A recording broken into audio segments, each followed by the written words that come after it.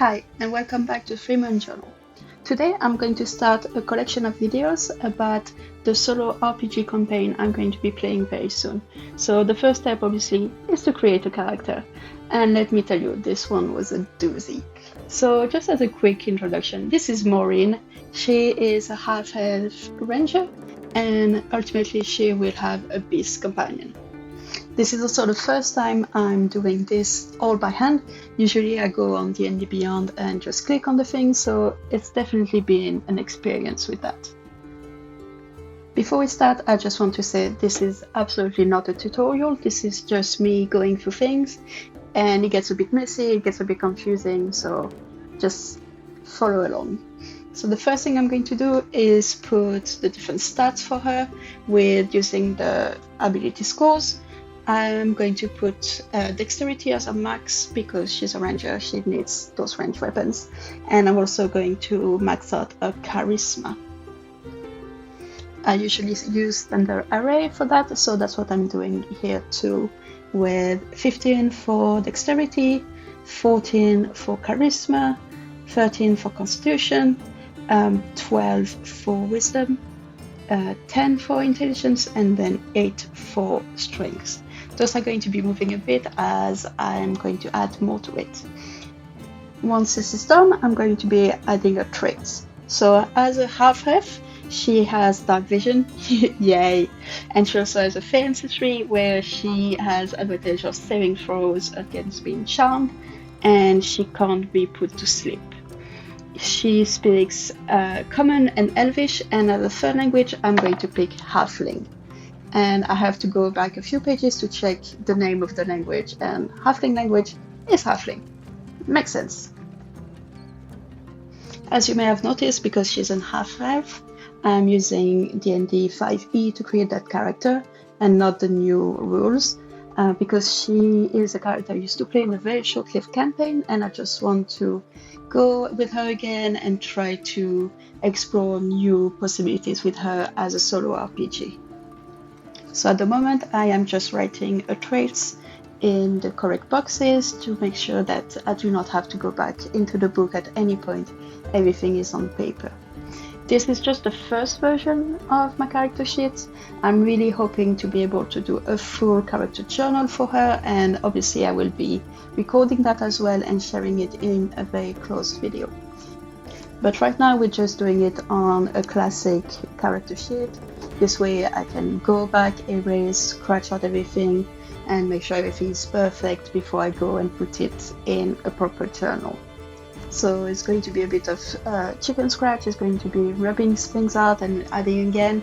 It's a bit of a messy process, but we're going to get there eventually. Once I'm done with race characteristics, I'm going to the ranger pages and I'm going to start annotating that as well.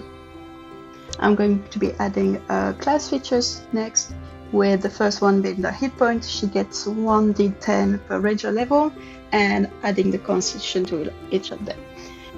I'm going to make a bit of a mistake here and roll for the hit points. I didn't realize you just put 10 as a starter point, so that's part of the process, unfortunately, and then towards the end of the video I will go back and change that. But for the moment I've written she's got 8 points, but by the end of the video she will have 11, including the constitution modifier. Then I'm going to be adding also proficiencies. She can wear light armor and medium armor, she can have shields, and she's going to be proficient with simple weapons and martial weapons. Her saving throws are going to be strength and dexterity, and she can have extra skills, and I've chosen animal handling, investigation, and perception. Am I optimizing a character? Absolutely not, but I'm going with the flow of what I think she would be good at or interested in as a ranger. She loves animals, so of course she's going to have animal handling as one of the skills, things like that. Then I'm going to be adding starting weapons to the sheet. She's got a leather armor, 2 short swords, a longbow, and an explorer's pack. Later I will come back and add the weapons, but right now I'm just putting things in the inventory just to keep track of it and to make sure I'm not forgetting anything along the way. So far so good. It's looking fine. It's going to get worse very, very quickly. You will see it's a bit embarrassing. So I'm also going to be adding a proficiency bonus. She's level 1, so that's a +2.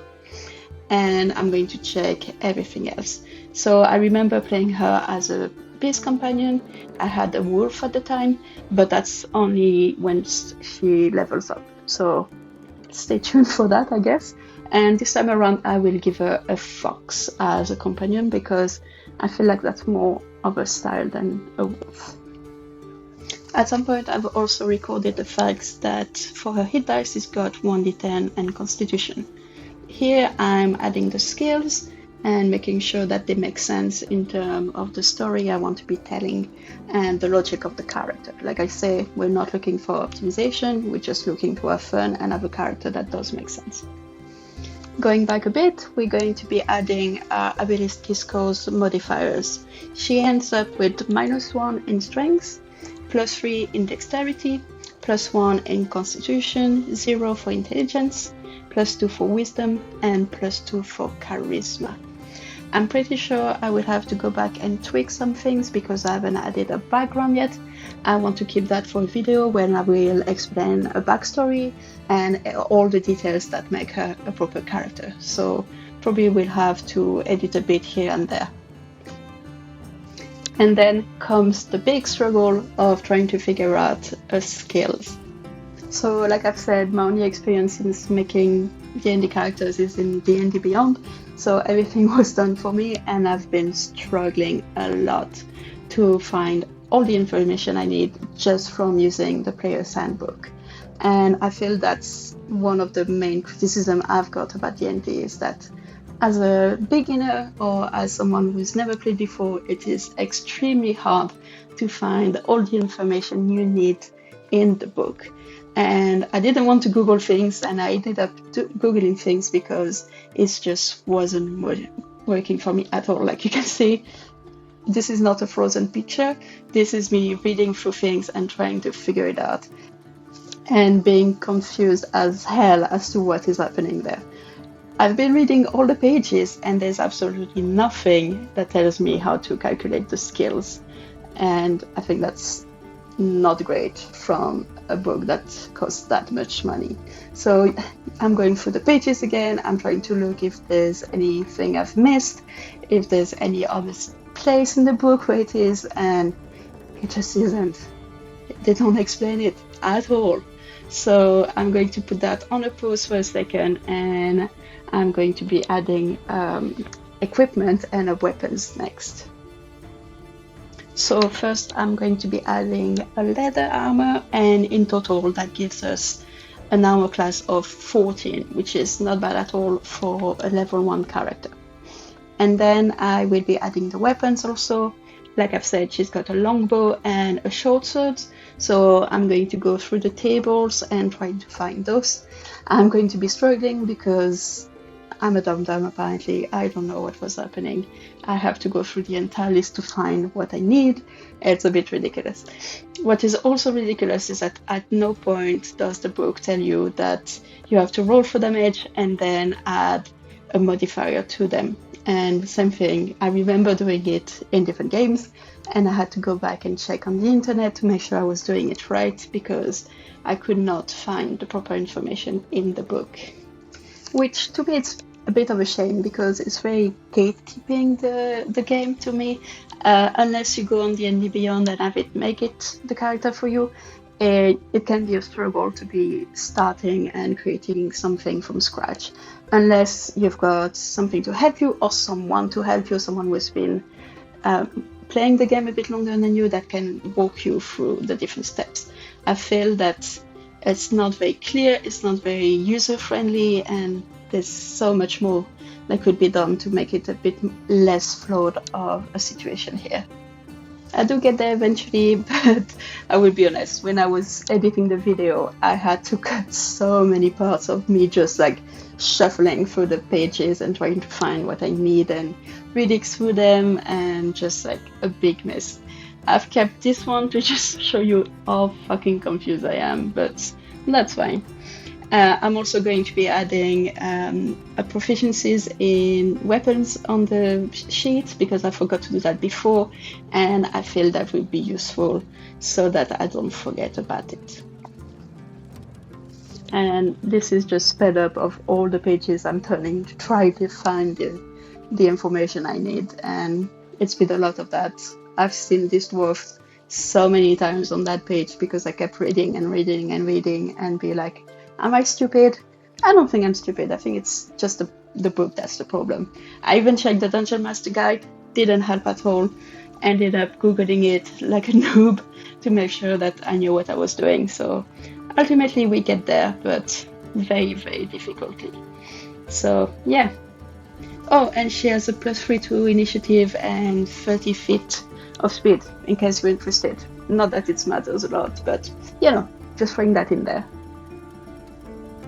I'm still really excited about how she's shaping up to be and all the opportunities I'm going to have during play to explore a bit of the identity, explore a bit of the past story, and see what's happening there. So I'm really happy with the end result, even if the trust the process thing was not working at all for me, but it is what it is, unfortunately.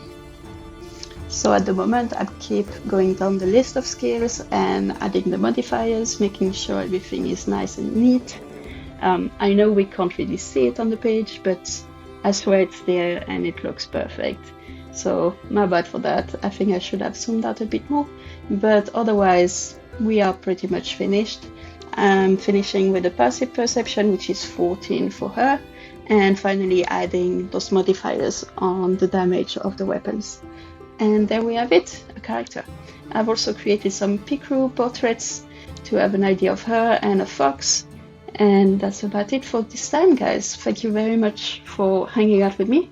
And I will see you next time to explore backstory a bit more. Bye bye!